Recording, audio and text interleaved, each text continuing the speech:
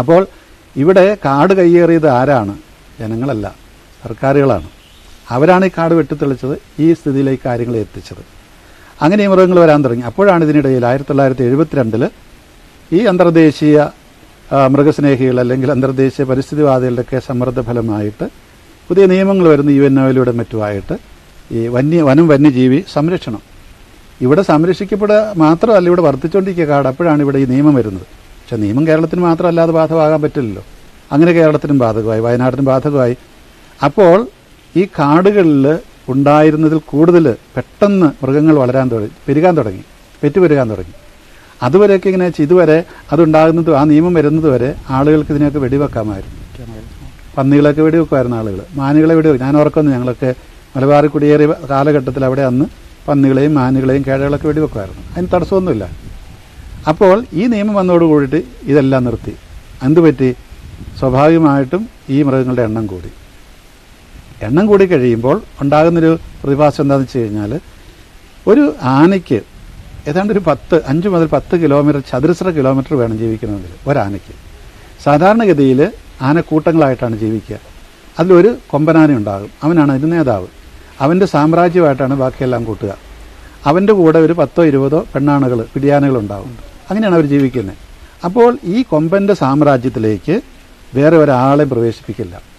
അതുകൊണ്ട് ഈ ആനകളുടെ എണ്ണം പെരുകുമ്പോൾ അതിലേറ്റവും ശക്തനായ കൊമ്പൻ ഒരു 10-20 പിടിയാനകളെ കൂട്ടിയിട്ട് ബാക്കിയുള്ളവരെല്ലാം പുറത്ത് തുരുത്തി ഓടിക്കും. അവരെങ്ങോട്ടാണ് പോവുക? അവർക്ക് പോകാനായിട്ട് കാട്ടിലിടവില്ല.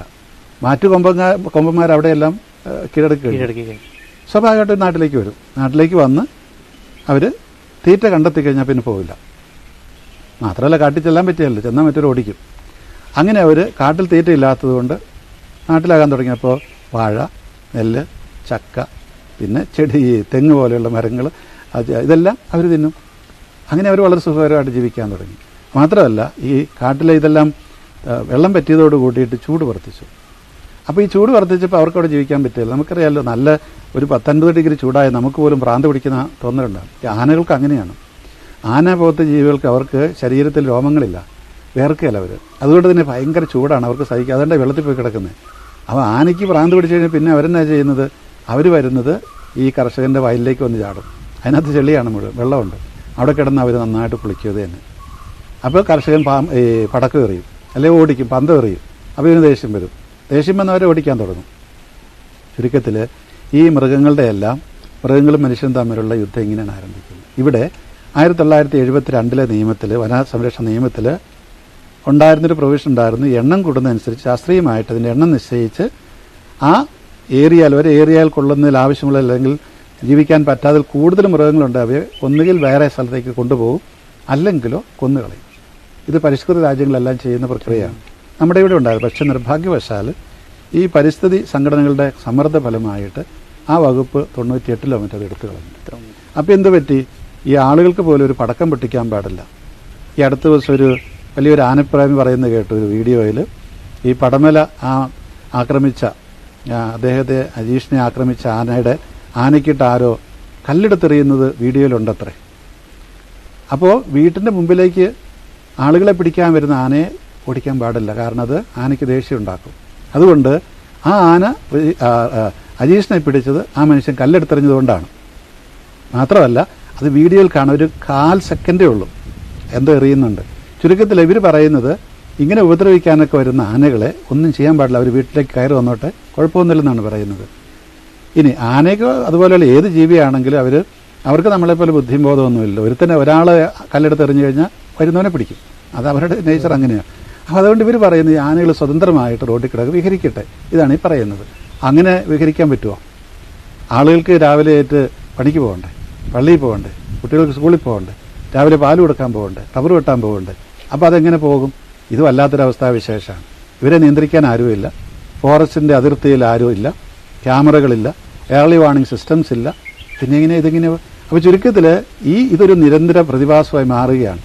ഇവിടെ സർക്കാരുകൾ നിശബ്ദരാകുന്നു. കാരണം ഈ പരിസ്ഥിതിവാദികളുടെ സമ്മർദ്ദമുണ്ട്, അവരിൽ നിന്ന് കിട്ടുന്ന പണമുണ്ട്. ഇതെല്ലാം മൂലം അവർ നിശബ്ദരാകും. തീർച്ചയായിട്ടും ഇപ്പോൾ ഈ ഒരു പ്രശ്നത്തിൽ സർക്കാർ അടിയന്തരമായിട്ട് ഇപ്പോൾ ഇത്രയും ഇഷ്യൂ എത്തി നിൽക്കുകയാണ്. ഇനി അടിയന്തരമായിട്ട് എന്ത് നിലപാടാണ് സർക്കാർ ഉടനടി ചെയ്യേണ്ടത്? ഇവിടെയുള്ള ജനതയ്ക്ക് ഒരു സുരക്ഷിതത്വ ബോധം കൊടുക്കുന്ന നടപടികളുണ്ടാവണം. എന്താണ് അതിനുള്ള മാർഗം? ഒന്നാമതായിട്ട് ഈ അതിർത്തിയിൽ അങ്ങോളം ഇങ്ങോളം 24 മണിക്കൂറും മൃഗങ്ങൾ ഇങ്ങോട്ട് ഇറങ്ങാതെ റോന്ത് ചുറ്റുന്ന ആയുധധാരികളായ വനപാലകരുണ്ടാവണം. അത് കമ്മ്യൂണിക്കേഷൻ ആയിട്ടുള്ള അതിനുള്ള മീൻസ് ഉണ്ടാവണം, ആയുധങ്ങളുണ്ടാവണം. എപ്പോഴൊക്കെ ആനകൾ അതിർത്തി വരുമ്പോഴല്ല ഇവർ അറിയേണ്ടത്, ആനകളുടെ സഞ്ചാരപഥങ്ങൾ എല്ലായിടത്തും ആന പോകുകയല്ല, ആനയ്ക്ക് ആനത്താരകളുണ്ട്. അത് തിരിച്ചറിഞ്ഞിട്ട് അവിടെ ഏർലി വാർണിംഗ് സിസ്റ്റംസ് വെക്കാം. അപ്പോൾ തന്നെ ആളുകൾക്ക് വാർണിംഗ് കൊടുക്കാം, മുന്നറിയിപ്പ് കൊടുക്കുന്നതേ എല്ലാവരും വീട്ടിൽ കയറിക്കണമെന്ന് പറയും. പക്ഷേ എല്ലാ ദിവസവും എല്ലാ വശത്തും കുറേ ആനകൾ ഇറങ്ങി അവർക്ക് പറ്റില്ല. അപ്പോൾ അതിൻ്റെ ശാസ്ത്രീയമായ മാർഗം വേറെയാണ്, കള്ളിങ്ങൊക്കെയാണ്. അതാണ് അതിൻ്റെ. അപ്പോൾ അതുകൊണ്ട് ഇമ്മീഡിയറ്റ് ആയിട്ട് ചെയ്യേണ്ടതാണ് ഈ അതിർത്തിയിൽ ഈ പറയുന്ന ആയുധധാരികളായിട്ടുള്ള വനപാലകർ 24 മണിക്കൂറും വേണം, സുരക്ഷിതത്വം കൊടുക്കണം. രണ്ടാമതായിട്ട് ഈ പറയുന്ന രീതിയിൽ എണ്ണം കൂടുതലുണ്ടെങ്കിൽ അവയെല്ലാം എണ്ണം കുറയ്ക്കണം. ഒന്നുകിൽ കൊല്ലണം, അല്ലെങ്കിൽ ട്രാൻസ്ലൊക്കേറ്റ് ചെയ്യണം. ട്രാൻസ്ലൊക്കേറ്റ് ചെയ്യുമ്പോൾ ഇവിടുന്ന് തൊട്ടപ്പുറത്തെ കർണാടകത്തിലേക്ക് പറഞ്ഞു വിട്ടാൽ പോരെ. കാരണം ഇതെല്ലാം ഒറ്റ വനമാണ്, അവരിങ്ങോട്ട് വരും. ഇവിടെ വന്ന് തീറ്റയും വെള്ളം കണ്ടവരൊരിക്കലും അങ്ങോട്ട് പോവില്ല. അവിടെ മുഴുവൻ ഉണക്കാണ്, ഒന്നുമില്ല. അവരെങ്ങ് ഹിമാലയത്തിൻ്റെ അടുത്തുള്ള എല്ലാ UP യിലേക്ക്, അവിടെയൊക്കെ കാടുകളുണ്ട്. ഇത്രയും കടുവകളോ ആനകളൊന്നുമില്ല, അവിടെ കൊണ്ടുവിടണം. അല്ല അവർ ഇനിയും വരും.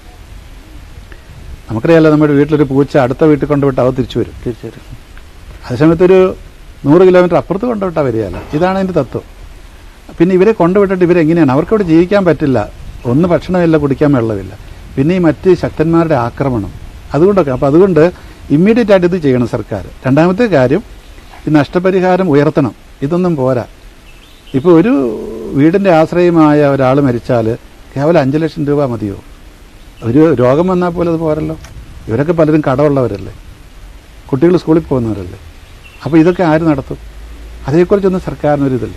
ഇനി ഇപ്പം തന്നെയുള്ള ഈ വനപാലകർ ഈ ഒരു ആന, ഒരു കടുവ വന്നു കഴിഞ്ഞാൽ അതിനെ പിടിക്കാനായിട്ട് ഓപ്പറേഷൻ തണ്ടർ എന്നൊക്കെ പറഞ്ഞ് ഒരു മിഷൻ വെക്കും. അത് ഒരാഴ്ച കിടന്നിട്ട് ആർക്കും ഒന്നും പിടിക്കാൻ പറ്റുന്നില്ല. ഒരാഴ്ച കിടന്നാൽ ഒരു 50 ലക്ഷം രൂപ എങ്കിലും ചിലവാകും. എന്തിനാ അത്രയും ചിലവാക്കുന്നത്? അതിലൊരു 10 ലക്ഷം രൂപ കൊടുക്കാമല്ലോ. അത് ചെയ്യില്ല. ഇങ്ങനെയുള്ള പ്രശ്നങ്ങളാണ് ഇതിനകത്തുള്ളത്. അപ്പോൾ ഇമ്മീഡിയറ്റ് ആയിട്ട് ഇങ്ങനെയുള്ള ചില കാര്യങ്ങൾ ചെയ്യണം. ഇപ്പോൾ ഈ വയനാട് ആക്രമിച്ച മോഴയാനെ ഇത്ര നാളായിട്ട് അതിന് ഇതുവരെ മയക്കുവെടി വയ്ക്കാനോ പിടിക്കാനോ സാധിച്ചിട്ടില്ല എന്നുള്ളത് മറ്റൊരു കാര്യമാണ്. ഇത്ര നാളായിട്ട് സർക്കാർ അതിൻ്റെ പുറകെ പോവുകയാണ്.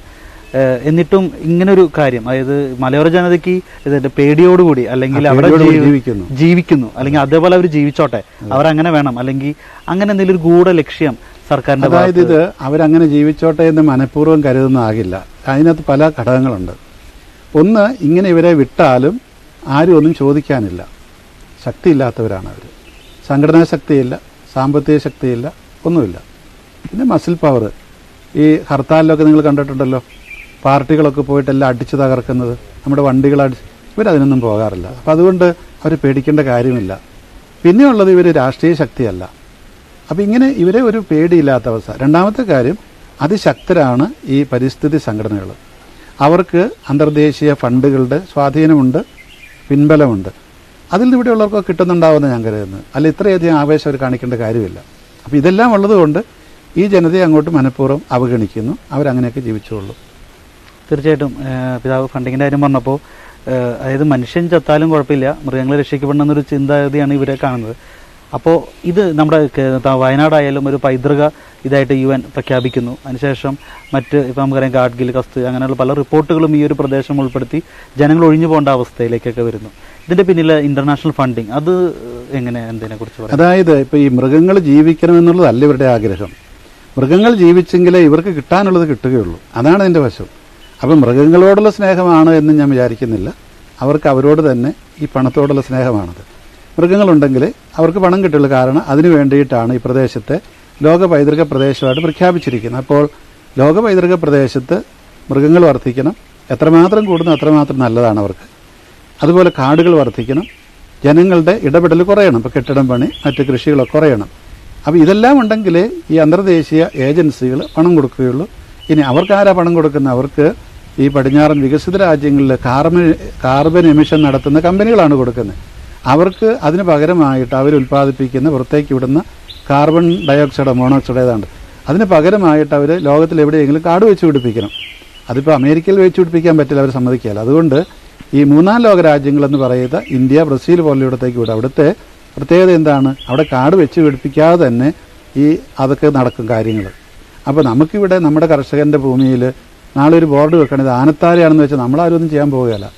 നമ്മുടെ ഈ റോഡിലൂടെ എല്ലാം വെച്ചിട്ടുണ്ട് ആനത്താരയാണിത്, നിശബ്ദമായിട്ട് പോകണം, ആരും ചോദിക്കാറില്ല. അപ്പോൾ ഇത് കാലക്രമത്തിൽ കാടായിക്കൊള്ളും. അപ്പോൾ ഇവിടെ ഇതൊക്കെ നടക്കും എന്നൊരു തോന്നൽ അവർക്കുണ്ട്. അതുകൊണ്ടാണ് ഇതിൻ്റെ എല്ലാം പിന്നാലെ ഇവർ പോകുന്നതെന്നാണ് ഞാൻ കരുതുന്നത്.